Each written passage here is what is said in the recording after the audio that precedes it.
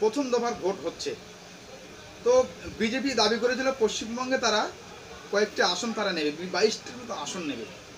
তো পশ্চিমবঙ্গে কি বিজেপি ক্ষমতা আসতে পারবে, কি মনে করেন? অলিক স্বপ্ন। তারা চোখে শস্যের ফুল দেখছে। আলাদিনের মায়ের প্রদীপ আপনি নিশ্চয়ই পড়েছেন, জানেন, যেটা আশ্চর্য একটা মায়ের প্রদীপ, ঠিক সেরকম একটা অলিক স্বপ্ন দেখছে ঠিক বিজেপি।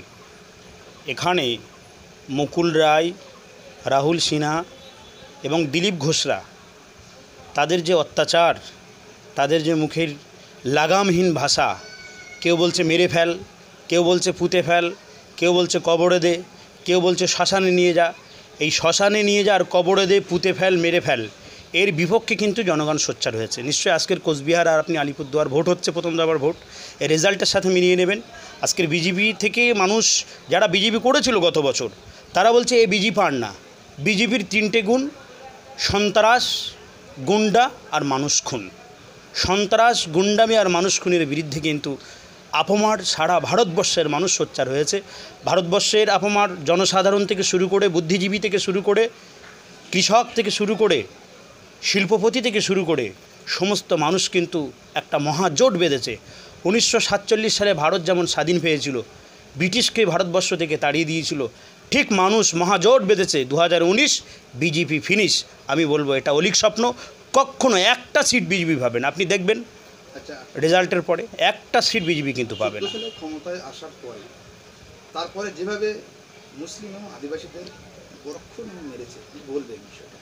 এ বিষয়ে শুধু ভারতবর্ষে নয়, সারা পৃথিবীতে, সারা বিশ্বতে আলোড়ন সৃষ্টি করেছে যে মোদি জামানায় শুধু মানুষ খুন চলছে। গোরক্ষা নামক একটা বাদবিতাণ্ড নিয়ে, গোরক্ষা নামক এ ভারতবর্ষের, যেখানে জাতি ধর্ম দৌলমত নির্বিশেষে সর্বশ্রেণীর মানুষ এখানে বসবাস করে, সেকুলার কান্ট্রি, আমরা ভারতবর্ষের মানুষ ধর্মনিরপেক্ষতার ওপরে আমরা বসবাস করি, সেই জায়গায় একবার আখলাক, একবার আপনার জোনায়েত, একবার মোহাম্মদ হাফিজ, একবার উন্না, একবার অমিতাভ, বিভিন্ন মানুষদেরকে, মিডিয়াদেরকে, আপনাদের মতো সোশ্যাল মিডিয়া যারা আজকে সত্য জিনিসটাকে মানুষদের সামনে জনসমক্ষে তুলে ধরছে, তাদের পর্যন্ত পিটিয়ে মারছে। আপনি বলতে পারেন গোরক্ষা নামক আজকের ভারতবর্ষে মানুষ মারছে।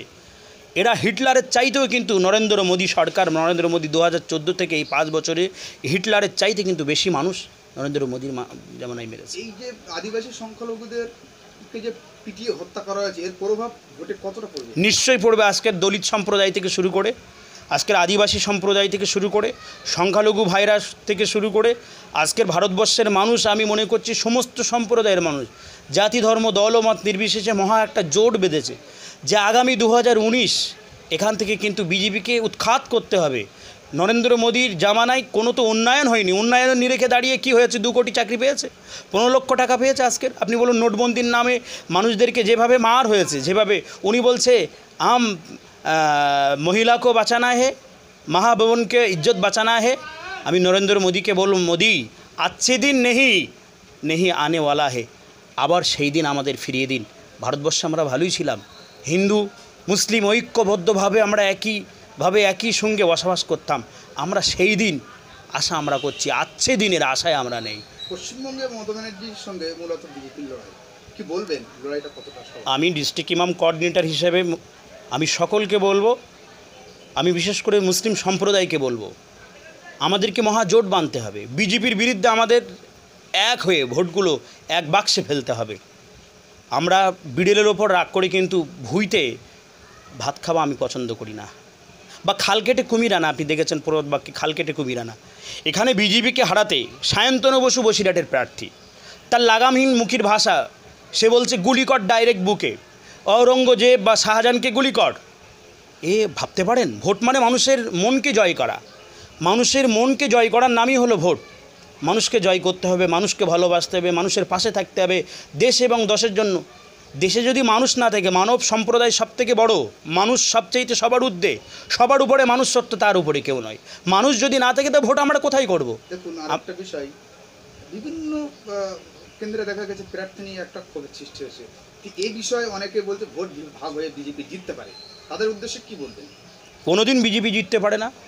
মুসলিম শুভবুদ্ধি সম্পন্ন মানুষ, মুসলিম শুভ অনুধ্যায়ী সম্পন্ন মানুষ যারা বুদ্ধিজীবী, কখনোই তাদের ভোটকে বিভাজন করতে পারে না। বিজেপির বিরুদ্ধে ভোটটা এক পাত্রে ফেলার জন্য আমরা চেষ্টা করছি যে আমরা বিজেপির বিরুদ্ধে কিন্তু ভোট চাই। বিজেপি নামক যারা আরএসএস বজরঙ্গ, যারা আরএসএসের মদতপুষ্ট এবং বজরঙ্গ দলকে নিয়ে যারা এগিয়ে চলছে, ভারতের সংস্কৃতি, কৃষ্টি, কালচার, ভারতের সংহতিকে নষ্ট করছে, ভারতের সমস্ত সংবিধানকে নষ্ট করছে, তাদের বিরুদ্ধে আমাদের সোচ্চার হতে হবে। তাদের বিরুদ্ধে জনমত তৈরি করে আগামী 2019 বিজেপিকে কিন্তু ফিনিশ করতে হবে। অনেক জায়গায় দেখা গেছে স্থানীয় নেতৃত্বের উপর ক্ষোভ। স্থানীয় নেতৃত্বের ক্ষোভ থাকতে পারে, কিন্তু তাই বলে আমি মুসলিমদেরকে বলবো, জনসাধারণকে বলবো, আমাদের ভোটটা যাতে বিভাজন না হয়। মুসলিমদের এই সময় আমাদের ভাববার বিষয়, আমাদের ভোটগুলো এক বাক্সে ফেলতে হবে। বিজেপির বিরুদ্ধে আপনি এক বাক্সে ফেলে দিন। বিজেপির বিরুদ্ধে যারা বৃহৎ শক্তি, পশ্চিমবাংলায় মমতা ব্যানার্জির বিরুদ্ধে বিকল্প কে আছে আপনি বলুন। আজকে মমতা ব্যানার্জির জামানাতে মমতা ব্যানার্জির বিকল্পে তো কেউ নেই।